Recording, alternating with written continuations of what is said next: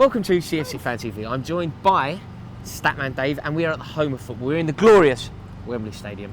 Of course we know Chelsea have made a huge signing in the midfield. We have got Bakayoko, the most coveted midfielder that was available this summer, has signed for Chelsea Football Club, and it is brilliant news. Isn't it, Dave? I'd say so, yeah. He really emerged this season for Monaco, playing in the midfield with Fabinho. You'd argue that those two were probably the two best defensive midfielders as a pairing in the whole competition of the Champions League.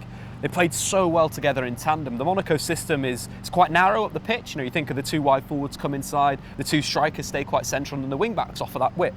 What Bakayoko and Fabinho did so well is protect the two centre-backs. They shielded them, they shuttled to the wings to cover the position, and that's arguably one of Bakayoko's strengths, is that ability to get up and down at the same time, cover positions, be strong in the tackle and so forth. So do you think that N'Golo Kante and Bakayoko can adopt a similar relationship? This is going to be a really interesting one because for me, getting it at best on N'Golo Kante, when you allow him to press, you allow him to be the guy that's being aggressive. Bakayoko played that role for Monaco. He was the aggressor. He was the guy that was going to get into the final third, win the ball high up the pitch, and then turn it over to one of the attackers. So it's going to be a really interesting one to see Bakayoko develop his game. For the French under 21s, the under 19s, Bakayoko in fact did play as a holding midfielder and would dictate the play.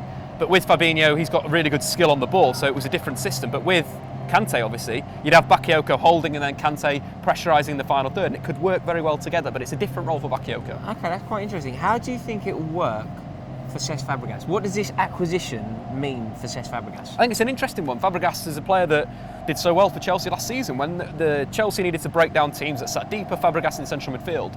I'd argue that potentially what Conte could do is switch to a 3-5-2, be it Cesc Fabregas holding and playing the Pirlo role with Bakayoko and Kante ahead of the shuttlers, opening in that little pocket for Fabregas to operate in, or flip it the other way where Bakayoko becomes the defensive midfielder, sits, Fabregas as a left central midfielder so he can link with Hazard, and of course Kante just playing the Kante role that he's done so well this season. So I don't think it closes the door for Fabregas. I think Fabregas has shown that he can fight, he can compete, and he's still got the quality at the top level in the Premier League. So I wouldn't say it's the end for Fabregas, but it's just another competitor. It's like Matic. Matic potentially will be leaving Chelsea.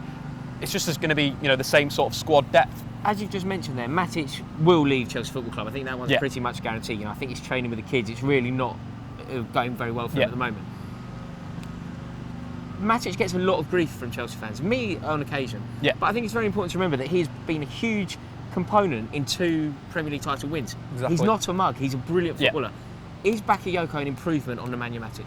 He's a different player, he's a more Conte player, I'd say.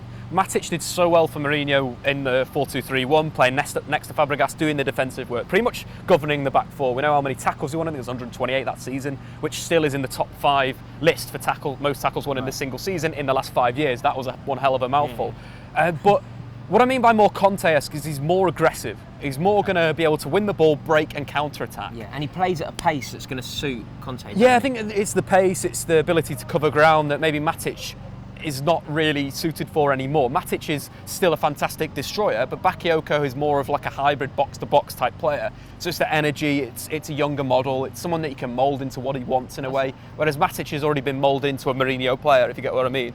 Isn't going to change. Do you want Matic? I think Matic should be a perfect signing. I think Manchester United lack something in defensive midfield. They lack power. Michael Carrick, he signed a new deal, but he's coming to the end of his career. So I think Matic should be a good deal, and whether Chelsea get some good money from it, I think it'll be worth it. I think it's good for Matic and good for Chelsea to move away from the Mourinho Chelsea and be the Conte Chelsea, and that's why Bakayoko's moved there, because he's going to be a Conte player. Perfect, Dave. I find it all so insightful. Thank you so much for joining us here on CFC Fans TV. Guys, make sure that you subscribe to Dave's channel. The link is in the description below. Go on, you Blues.